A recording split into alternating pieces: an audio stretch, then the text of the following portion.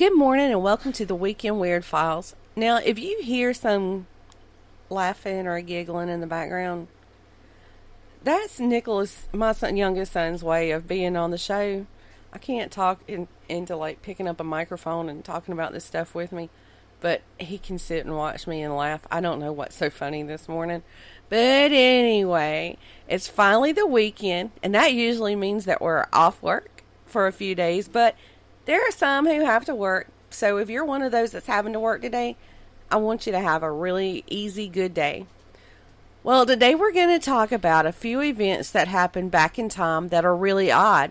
I had heard of some of these before I started doing the research, but there's a couple that I hadn't, so hopefully you'll learn something today too. Triple M Studios proudly presents the Weekend Weird Files. And here's your host, the weirdest one of all, Andrea Louie.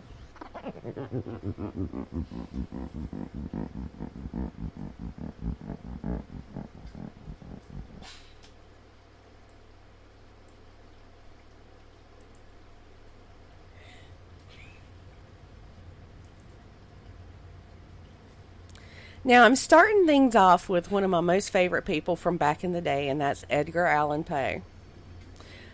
The strange details surrounding his death are quite fascinating and bizarre at the same time. At the end of September in 1849, Poe was to travel from Richmond, Virginia to Philadelphia. He was headed there to help a fellow writer edit some poetry, but he never made it to Philly. Somehow he ended up in Baltimore, Maryland, and the weird thing is, no one knows how or why he ended up there.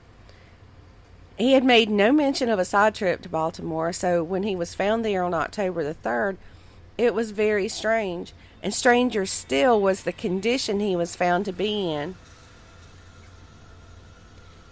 He was found outside of a saloon. He was in the street, and get this, he was wearing somebody else's clothes. Now, in his last days, he was in and out of a coma. And when he was out of a coma, he was very delirious. He would thrash about, and he would say the name Reynolds. And he would thrash about so wildly that they had to strap him to the bed that he was on. And so no one knew who this Reynolds was that he was talking about. Still don't know. So 4 days later, on October the 7th, Poe passed away. And there was all kinds of wild theories about what had happened to him, from like mercury poisoning to rabies. But some historians thought that he was the victim of cooping. And cooping was where criminals known as coopers would grab random people off of the street, get them drunk or high on opium, and force them to vote in multiple polling places. And so that they couldn't be caught, they would force them to dress in shabby old clothes. Well, that certainly explains the fact that Poe wasn't in his own clothes.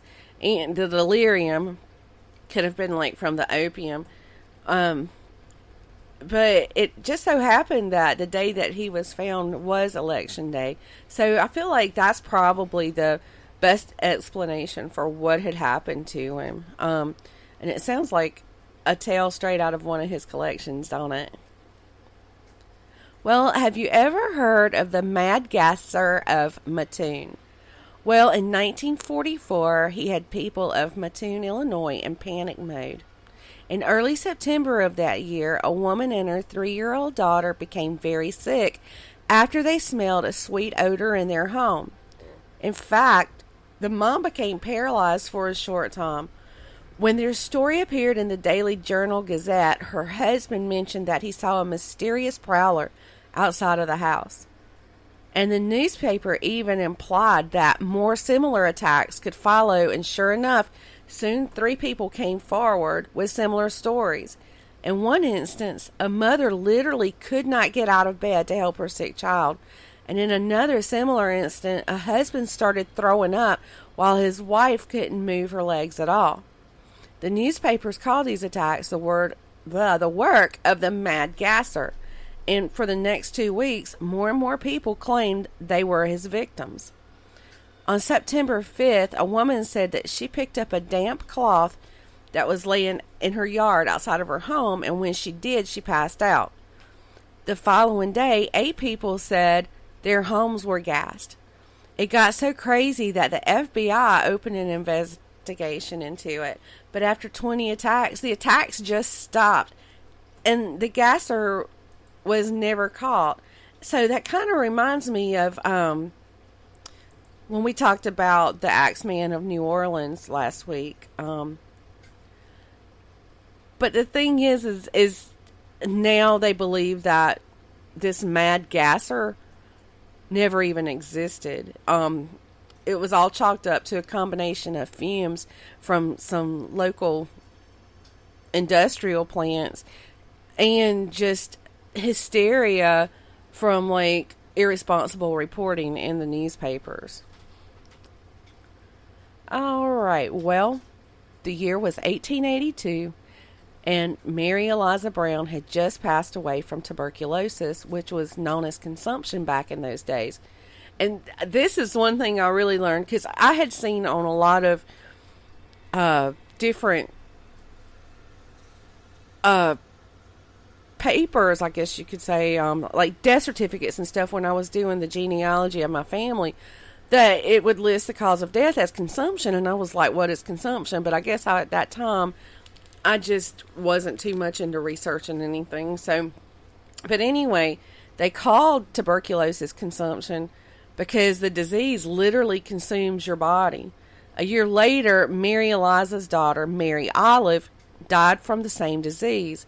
And then nearly 10 years later, another daughter by the name of Mary Lena, who was only 19 years old, also died from the consumption. Well, Mary Lena's brother Edwin was also sick, and in hopes that a better climate would improve his health, he packed up and he left Exeter, Rhode Island, where they all lived. And he headed out west, but he didn't stay there long, and when he did return, his condition was growing worse. And this was when the neighbors came up with the crazy notion that one of the deceased brown women was crawling out of their graves and feasting on Edwin's blood at night. I mean, surely this makes a lot of sense, right? Well, the townsmen decided they were going to get to the bottom of this, so they exhumed the brown women's bodies. Mary Eliza and Mary Olive were basically just skeletons, but when they got to Mary Lena, her body was still as fresh as the day it had been buried. Well, when they cut open her heart, they found coagulated blood chunks. So they decided to burn her heart and liver because they just knew that she was undead. Well, after they burned her heart and liver, they fed it to Edwin. All right, y'all, let's calm down. Calm down. We all know there's no such thing as vampires. So why was Mary Lena's body so well preserved? Well, first of all, when they exhumed her body, she hadn't been in the ground very long at all. And another thing, she passed away in January. And because the ground was too frozen to dig her grave, they stored her corpse in a stone vault, which was like an archaic version of the morgue. So the cold kept her very well preserved. Well, what about Edwin? Well, they fed him the ashes of her heart and liver because they thought that would cure him of his consumption. But it didn't, and he passed away just a few short months later. And I expect he had some explaining to do when he met Mary Lena. Mary Lena, I don't know why, but anyway, her name's Mary Lena on the other side. I enjoyed these odd tales from the past, and I hope y'all did too. Come back next week, and I'll have more for you. That's all I have for today. Have an awesome weekend, and don't forget to tune in Monday for an all-new full-length episode of Mystery, Murder, and Magic.